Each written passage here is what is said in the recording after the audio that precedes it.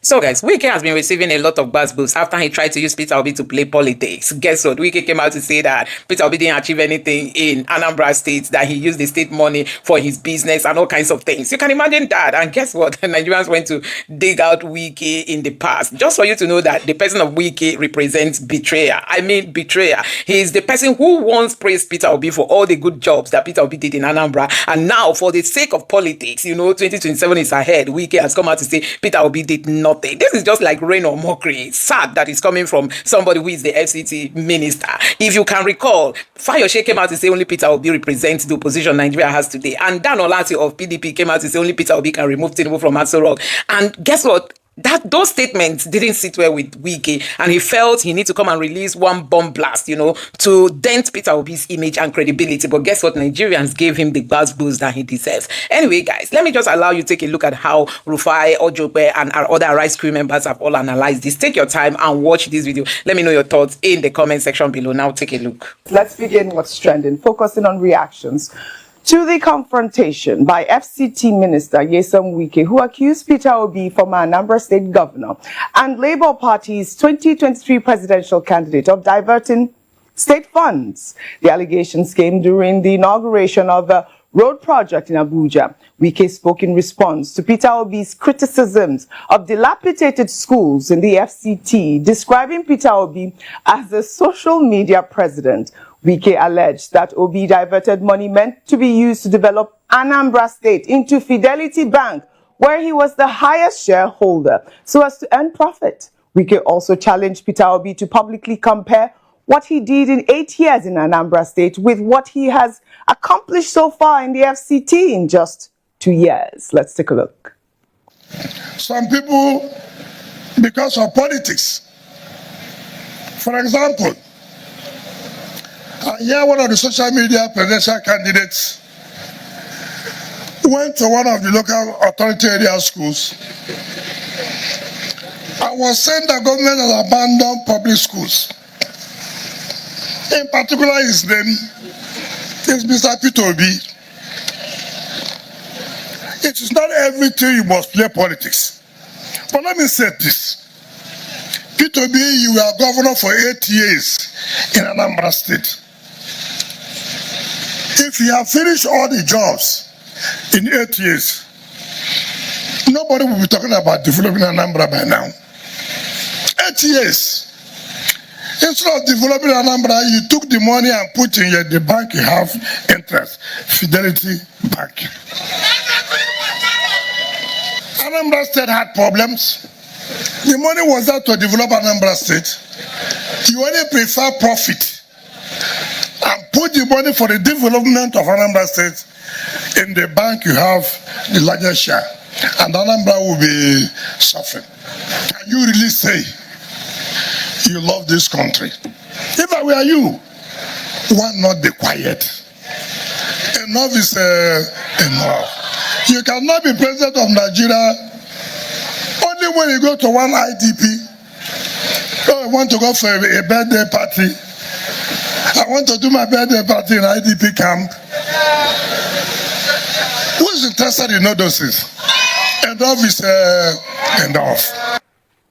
These are serious accusations, and he's saying that, who is interested in all these things. I get the kids in the IDP camps. They do care when people come and visit them. I mean, maybe that's what the FCT minister fails to understand at this point. But these are serious financial misappropriation allegations. The burden of proof, like I always say, lies with the accuser. Well, reactions have already trailed this, and I'll take some tweets.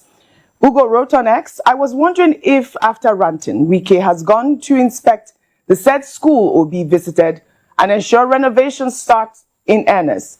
That's how to shut opposing voices, not by making noise and neglecting the project afterwards. Well, another ex-user wrote, Dear FCT Minister, Sir, so when you were following Obi up and down like a handbag to learn from him on how he managed finances, boasting of education, upgrades, facilities, tax, power, equipping, and reforms, etc., so you could go to federal and replicate, Was he not saving money at the time? And that's the question out there. A lot of, Peter Obi's supporters, in fact, they have pulled up an old video showing where Wike acknowledged Peter Obi's performance while he was governor of Anambra State. Let's take a look. Let me thank the people of Anambra State for giving us somebody like Peter Obi.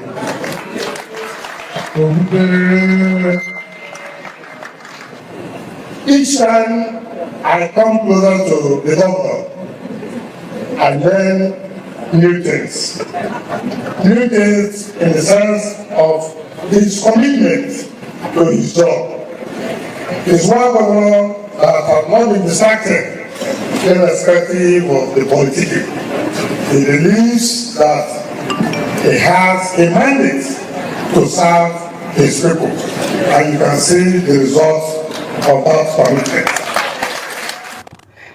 There you have it, Rufai. The internet never forgets. Yeah. I mean, at that time, he always learns from Peter. I mean, there were so many pictures that came out of how, he really admired Peter Obi at the time. I mean, they were working together. I believe he was also Minister of Education at the time. Peter Obi donated huge sums of money as well. Go ahead. Oh, yeah, that's one of the pictures we see there. If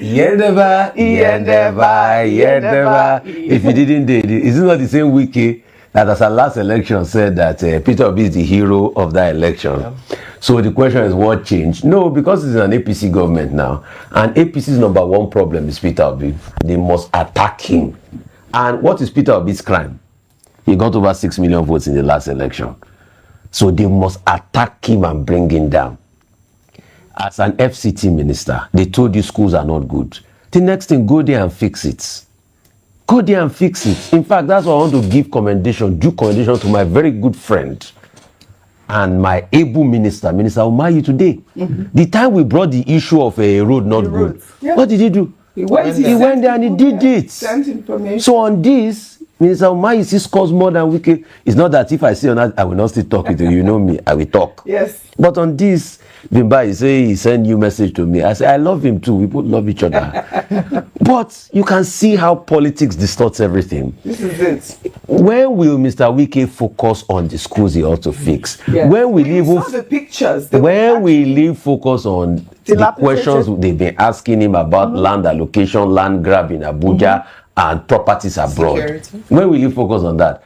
The next thing, he starts to make allegations. He who alleges must prove. Anyway, Mr. Wike knows how to make a lot of allegations. Hope you know. I'm sure if you don't, let me give you the facts. That Tonyeko has sued him to court when he went to make allegations against Tonyeko on another TV station that was left unchecked. Tonyeko is going to sue him for 20 billion. So he will have to account. Politicians should just face what they have to do. That's just it. Absolutely. See, and this argument he was making, the most interesting argument I heard is the fact that if he finished doing everything, there will not be need for another development. So a government will do everything, just finish it like that. Really. Right. So what will be remaining for others to do? All right. Mr. Wike, you have tried in your own regard in some areas. In some areas you have not tried. All right. Focus on your work and stop saying things that are not empirical, Jerry. These are the issues. The same man you are praising. You were talking about the FCT and land grabbing. I'll take this story so that we can actually discuss that. Meanwhile, operators at Trinity Gardens in Maitama claim that they are being forcibly displaced after 14 years of lawful operation. The business owners allege that the green area they developed has been reallocated to a newly incorporated company despite having proper documentation and following due process. Well, according to the operators, after green area allocations in Abuja were revoked earlier this year for vetting, they submitted all required documents, including a valid sublease agreement, updated ground rent payments, and a letter of intent from the Abuja Metropolitan Management Council. However, they discovered their original plot number was changed, with a fresh right of occupancy issued to Abuja City Works Limited, a company incorporated in June that received its rights of occupancy in July. The operators claim that despite taking the legal route and filing a court matter, they received a 24-hour quick notice this week. resulting in 68 staff members being displaced. Now let's listen to a mother of one of the business owners who's also a widow. There's no job, and I set up a job for my children. And something like this will just come up someday, demolish millions of naira here. No notice was given. Nobody told. They didn't tell us anything. No, and at least if you're coming to discuss somebody something, there should be a dialogue. There should be a round center table. So me, all I know, the God of the widows, the God of the fatherless. If Wike is drinking water, that water Wike is drinking, he is drinking the anger of the Lord forever and forever. That is a really sad woman, you can tell. A widow, she's invested so much money. And you know, these operators, they raise critical questions, and I'll read some of their questions. They ask, why would a validly leased property still under agreement be reallocated? Two, they said, why would an active business employing Nigerians be demolished without court resolution? Because they said the matter is in court. These allegations suggest the land was not taken for public use, but for private interest. I mean, these are the sort of questions that they're asking. They're talking about due process. I mean, Ayo, if a matter is in court at this point, why would they demolish the properties? That's the question. Good question. Yeah. And unfortunately, Mr. Nyesom Wike's tenure as FCT minister has been plagued with a lot of accusations in this manner. And accusations of land grabbing in fact. It was very sad to see that woman, and she speaks for a number of people in Abuja who have unfortunately undergone that fate. When you say a number of things are in question. Number one, the respect for the rule of law. Number two, investor confidence. And this is what we always talk about when issues like this come to the fore.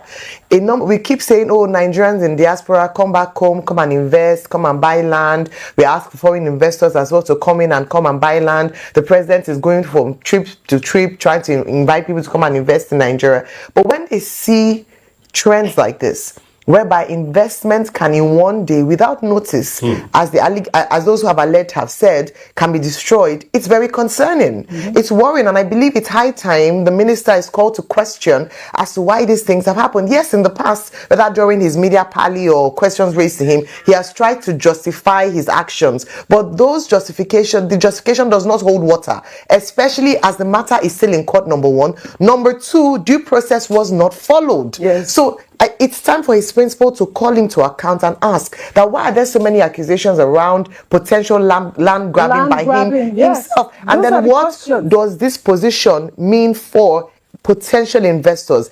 Oji, there's some parts in Nigeria now that the people are saying they will not touch with a pole when it comes to investing because they are not sure what would happen to their investment overnight. And that's very worrying. Yes. We must provide an enabling environment for investors to be confident enough that their investments are safe. Yes, and it's not happening in Abuja at the moment, so we need a clarification. A response, yes, from the FCT Housing Authority as well to, regards to this allegation of land grabbing and, of course, displacement of, people that have worked years.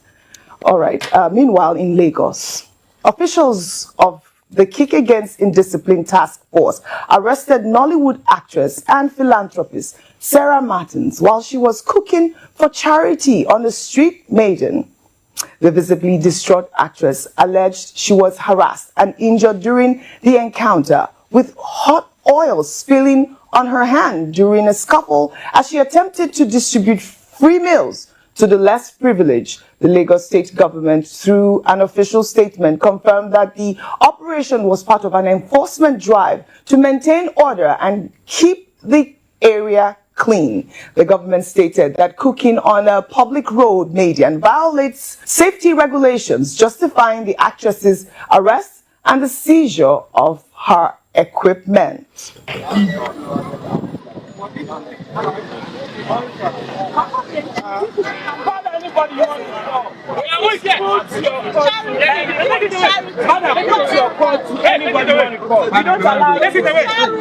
is not accepted. Oh yeah, madam. Are you the neighbor? Give me your phone, go live. Somebody should go live. Don't worry. Record this for me. Record this.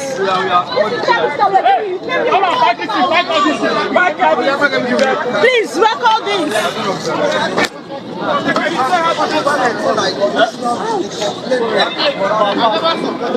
Well, the actress, I hope that she's fine. Rufa, you were asking who wants to eat the food that is on. I think she's been doing this for a while. If you follow her on her Instagram, she does it for charity. No, but and she cooks right there. Audrey, but if you are going to do charity, remember that human beings have dignity. Yes, so those are some of the questions that were asked. Open space for people. I mean, packaging. Yes. In any way, the incident has sparked a widespread debate online regarding the balance between humanitarian efforts and maintaining public order, while government's position on safety regulations and environmental orderliness is understandable.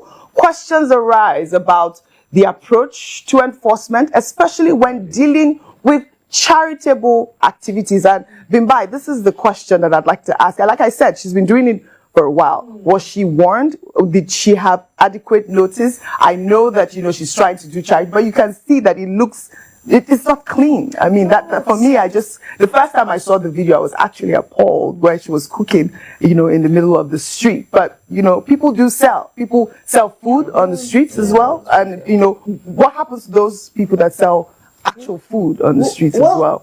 Oji, there are a number of issues happening here. The first is that good intentions do not take away the rule of law, which is that there are rules and regulations. If you do want to set up a stand somewhere to cook for charity, you apply to the relevant authorities, you get a permit to be where you need to be so that they can also ensure that you're not obstructing traffic, there are so many considerations, environmental regulations as well.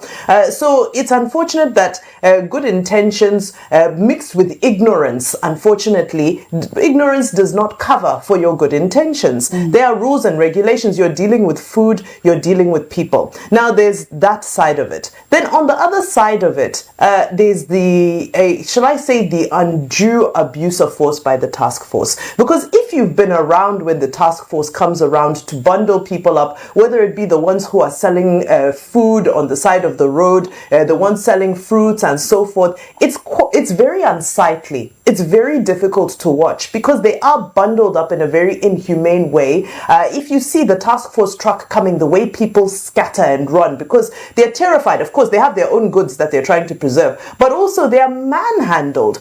So I think that we need to figure out how to engage when it comes to enforcing the rule of law, because you find that in most instances we're either too lenient or we're too aggressive. It takes me back to the issue that happened around, remember the Ibom Air and how the lady was handled and so forth. So if the enforcement agency, or even when they are within their rights to enforce, how do we go about it? You can't manhandle. Now hot oil has spilt on her. This isn't a crime that is punishable by being burnt, scalded by hot oil. They could have just done it in an orderly way. Now, last but not least, I heard the lady saying somebody should go live.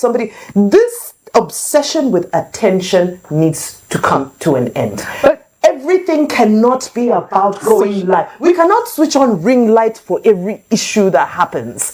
We can't, because it now begs the question, what is her real cause? Was it really charity, or was it popularity? Was it a publicity stunt? Was it truly charity from her heart, or was it just a way to try and get popularity? Those are the questions. Like I said, she's been posting these videos for a while, right? And I'd like to take a comment from Tokumbo Wahab. He posted a response to this video on X, and I'll read just an excerpt of it.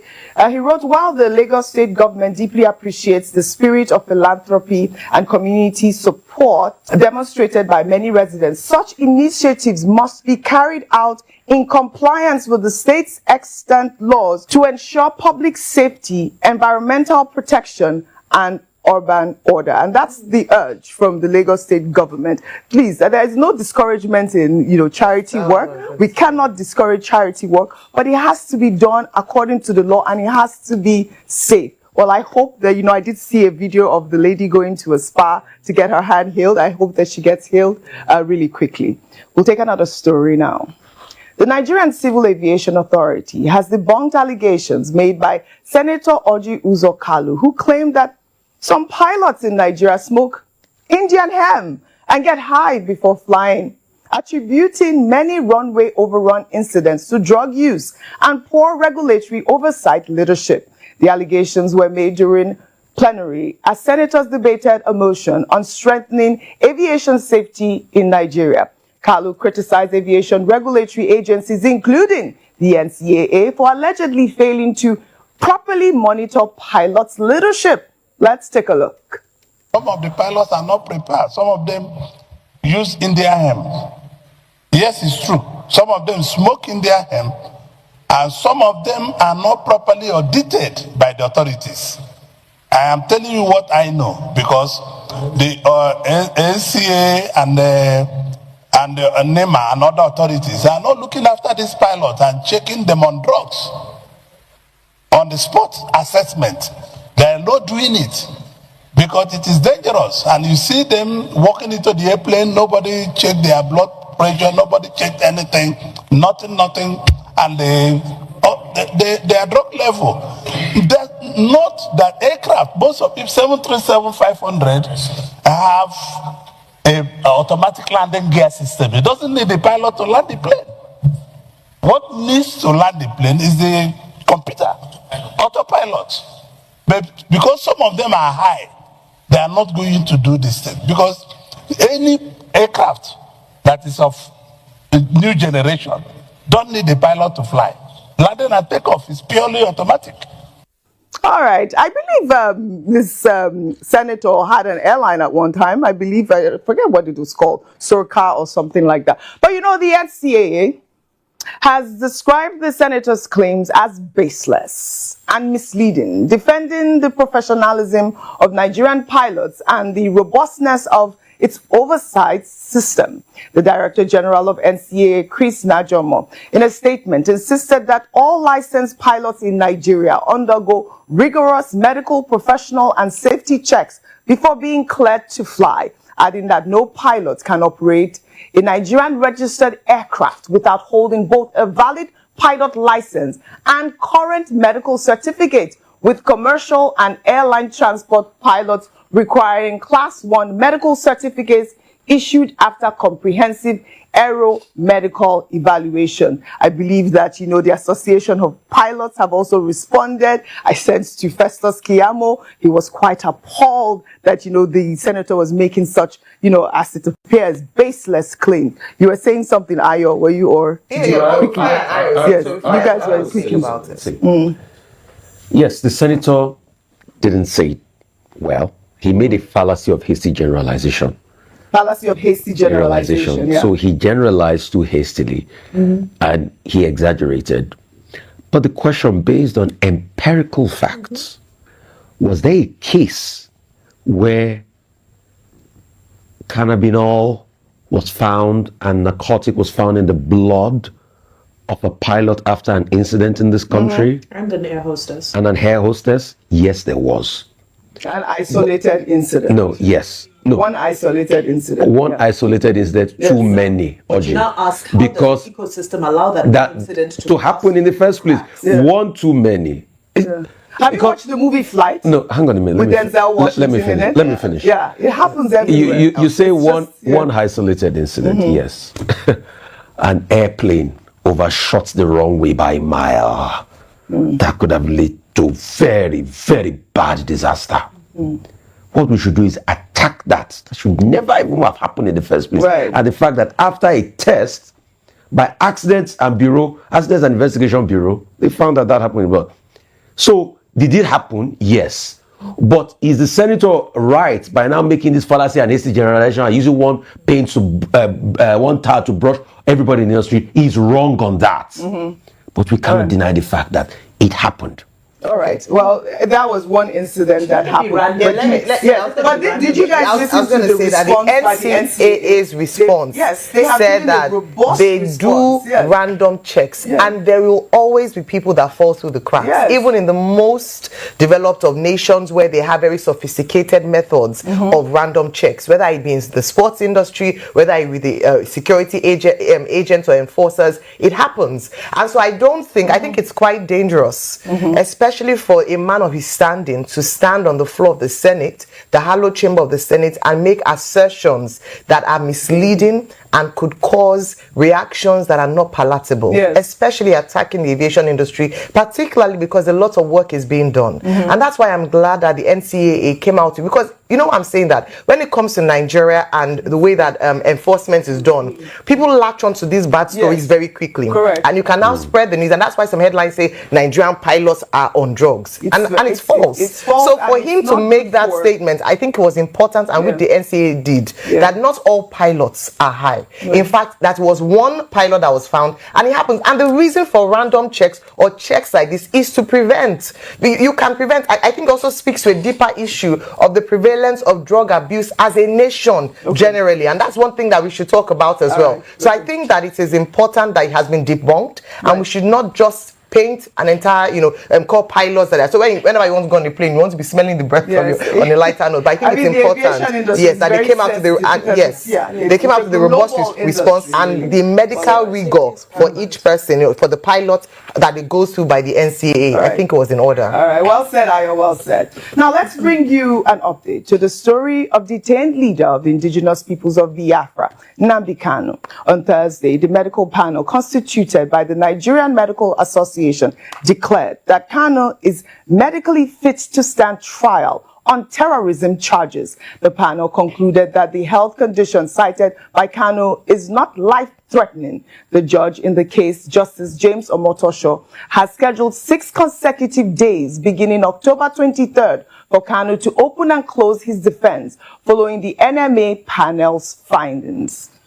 Meanwhile, lawyers representing Nnamdi Kanu have faulted the Federal High Court ruling. They accused the Nigerian Medical Association of fabricating the medical report without conducting any examination as ordered by the court. Lawyer Maxwell Okpara criticized the Medical Association for producing what he called a baseless document without laboratory evidence or a date of specimen collection. Emphasizing the gravity of the situation, the lawyer further alleged bias and ethnic persecution against Nnamdi Kanu and the Igbos. They serve us this thing today. And if you watch there, in this particular medical report, you can see all the ailments they say that Nnamdi Kanu is suffering from. And surprisingly, somebody that has all these particular issues, you now, in the last paragraph, to say that from your own distance, you can stand trial. Somebody that is passing through all this ailments. Having said that, too, go to make a consequential order. Say, please, go and examine him and report back to me. They never examine Nnamdi Kanu. Only for them to come up with this report. Nigerian Medical Council, they should be very careful, because this is a professional body and we are expected to act professionally. We are talking about somebody's life, for goodness sake. We are the people that even gave Nnamdi Kanu this thing. When the court was about to sit, we are talking about somebody's life. Of course, as a matter of this thing, the Igbos are on trial. This is a war against the Igbos. Of course, you are here when the president ordered the police and the army to go and negotiate and have a discussion with the terrorists and the non-bandits in this town. Somebody that has been discharged by Court of Appeal. So we don't want to go into that. This is a trial. Again, the Igbos are on trial. This is a persecution, not a prosecution. Serious allegations, challenging the credibility of the Medical Association that declared Nnamdi Kanu fit for trial. The lawyers' concerns about proper medical examination protocols and documentation raise important questions about due process, especially given the courts commissioned the assessment to resolve these conflicting medical claim. Again, due process, like we discussed earlier about the FCT land grab and the demolition. I mean, the good thing is that Nnamdi Kanu has 6 days now. It starts, I believe, October 23rd. He'll have 6 days for his hearing to be to start and to be concluded. But if you hear these sort of allegations, I mean, just shatters your heart. Really, this is not the sort of things that we want to hear in our society. Quick comment is that he deserves fairness. You know, especially in terms of his well-being. You know, and it's not the first time these allegations are coming up. Remember before, he didn't have a change of clothes. He has gone through a lot in detention. I'm glad that the case is now being fast-tracked, because we also know that there are protests that have been planned that are coming up soon. But in all of this, whatever the evidence says, whatever the final conviction will be, he deserves fairness. Right. And justice is about fairness. Well said, by justice is about fairness. It can't be all doom and gloom in Nigeria, can it really? Shall we now take our good news report from Lagos, where a team led by Professor Kingsley Ekweme, a consultant urological and robotic surgeon, made history successfully performing the first urolift surgery in Nigeria, marking a new major milestone for local medical innovation.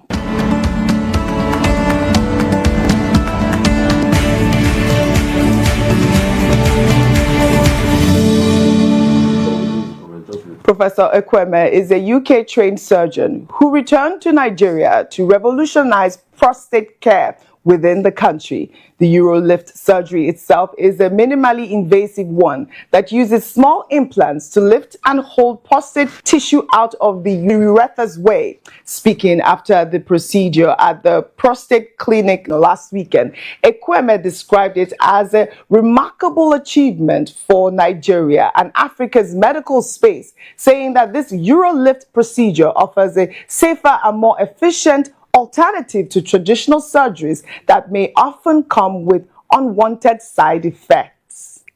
We have achieved the first robotic surgery for Nigeria, West Africa, Central Africa, and we have done nearly 50 procedures successfully without any problems. And now we have introduced the urolift for benign prostate enlargement, which is the first in Africa. But we're not stopping there. My intention is to further take prostate cancer minimally invasive treatment. So guys, let me quickly take you through some of the headlines on the Twitter space. There is a headline from People's Gazette that says Trump should move against Tinubu government. Nigerian military stands by as Fulani headsmen murder Christians. New York Post. So guys, we all know that this genocide of a thing has been the trend, for some time now. It has been something that has been trending. And guess what? The recent killing is the one that really exposed the Tinubu's government, These Christians, they came out to say that they got intelligence. They told the military ignored them. These attackers came now and buried how many persons? Now it's American newspaper that is carrying it. Nigerian newspaper would dare not carry it. It's only Sahara Reporters that does a little more when it comes to all this exposing all this criminality happening, in rural places. There are places that are unreported, uncovered when it comes to, this buying of people. But guess what? The government is just continuing as normal, as if nothing happened. Nigeria, one person dies, it makes no sense. 10% dies, makes no sense. Even if it's 100%, it doesn't touch anybody. It's just business as usual. And now, New York Post is saying that Tinubu should rise against New York Post is saying that Trump should rise against Tinubu's government for keeping quiet and military watching as these attackers come into unalive people. Now, let me take you through some of the reactions from Nigerians. This person say, you are underreporting the whole killing. Since 2019, those killed are more than 2 million from start. Nigeria is a terrorist state. Those who have been found to carry out these deadly attacks, when they are arrested, are rehabilitated and reinstated into the military to kill more. Hey, this other person said, Nigeria is a sovereign nation, not a pound for foreign politics. Security is a serious issue, but reducing it to ethnic or religious headline only fuels division. Let's work together for peace not propaganda. This is coming from America. These people get just reposted what America is saying. And this person said, we need the American action on Venezuela drug lord here. They don't just stand by. They watch them and even protect them. Sad that the Nigerian military is being accused of protecting all these bad people, you know. Now, this person said Muslims suffer more brutal massacre than Christians in the north. God bless Federal Republic of Nigeria. This person is saying that Muslims suffer more. But the attackers are Muslims. So Muslims should talk to their people, you know. And this person said this news is correct. We need this as soon as possible. We need American action as soon as possible. Honestly, it's really, really so sad the way people's life has been reduced to nothing in Nigeria. You know, if you are a Nigerian and you know, you get spied. The government does not even shake body. They don't shake body, you know, they don't shake body. Now, there's another headline here talking about Nigeria's total public debt by each presidency. Like Olusegun Obasanjo's public debt stands at or stood at 2.6 trillion. Yaradua was 4.2 trillion. Goodluck Jonathan public debt was 12.6 trillion. Buhari in just 2 years. Okay, Buhari 77 trillion and Tinubu's own is 152 trillion. Yet we don't have value for all these debts. Debt that they are borrowing all over the places. Yet there is nothing to show for it. Honestly, it's really, really so sad, you know. Now let's see how Nigerians are reacting to this. This person say, yet nothing is on the ground. Yet subsidy is gone. Yet tax has increased. Please add your own. You know, Peter Obi is our hope in this hopelessness. I'm telling you. Yet nothing has changed. Nothing has changed. This person said those figures don't tell the full story. Most of the recent increase in debt isn't just fresh borrowing. It includes currency devaluation, exchange rate unification, and reclassification of old obligations like ways and means advances from the CBN. All we know is that Tinubu has skyrocketed our debt. This person here said the statistics shows the two worst presidents borrowed the most and have nothing to show for it. Two kakistocrats with nothing to offer who had no business in leadership became president and ruined the country.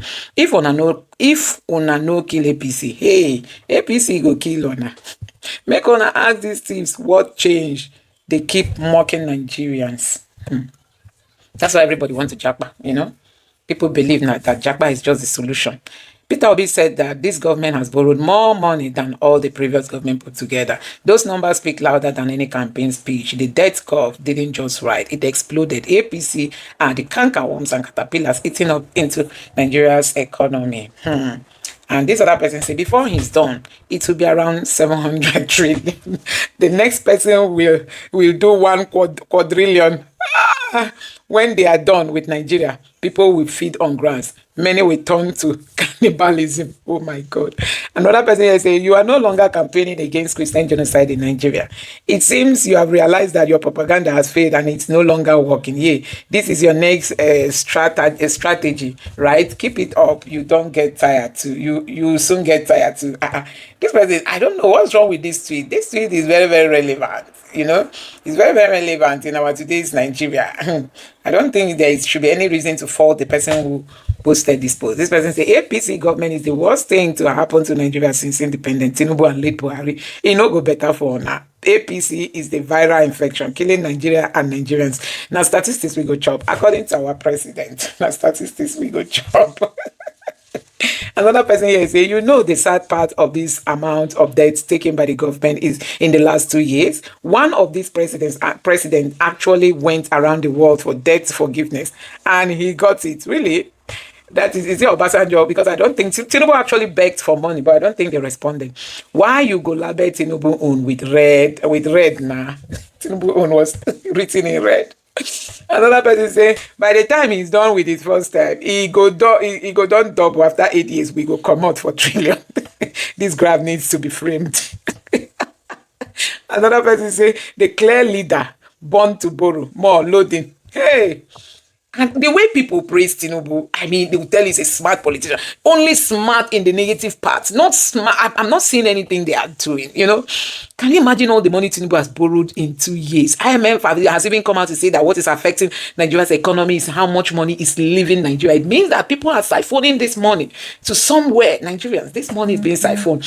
Now, this person say 152 trillion in just 2 years. After this rate, imagine what it will be at the end of his tenure. What did we really do to deserve APC government?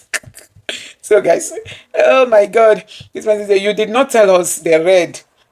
Tell us the red is the compilation of the previous administration. And this person say, this man won't finish this country before he leave. Tinubu. Another person, and in 2 years, never complete yet. So Tinubu has finished Nigeria completely. Now, wow, official APC did us shake. Ew.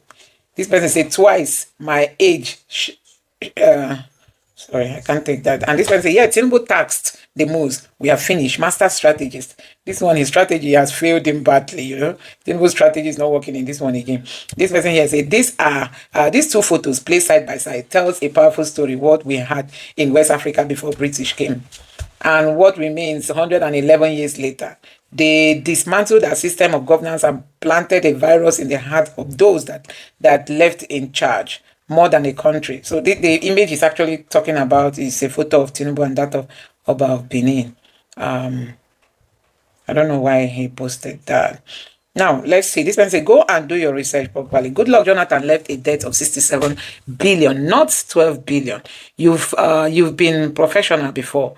Don't come and be a purveyor of fake news. Okay, this person say Jonathan left 67. Now Tinubu has taken it in billions. So Jonathan did not even get to a trillion. You know, Jonathan left. Okay, this post that the person posted is at December 2014, according to debt management of Nigeria, total debt stock at $67.7 billion. Hey, and 11.2 trillion naira. You know, so that is where Jonathan left it. But now Tinubu has taken it to 150 something trillion naira. So guys, you can see what is happening.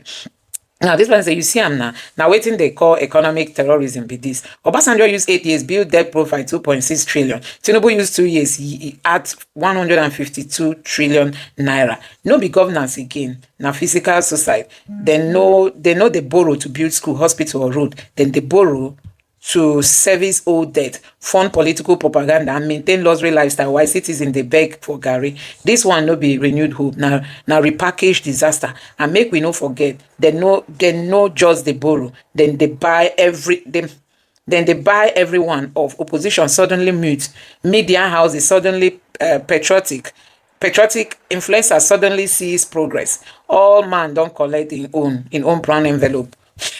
So everybody now is reacting that, see, there is a lot of complexity when it comes to the way this country is being managed. You know, the media is not speaking up, and people who are even the elder statesmen that are supposed to be speaking up, Tinubu has brought all of them over. Like you see, people like Tunde Bakare, they can't speak anymore because as it stands now, Tinubu has brought everybody over to his side.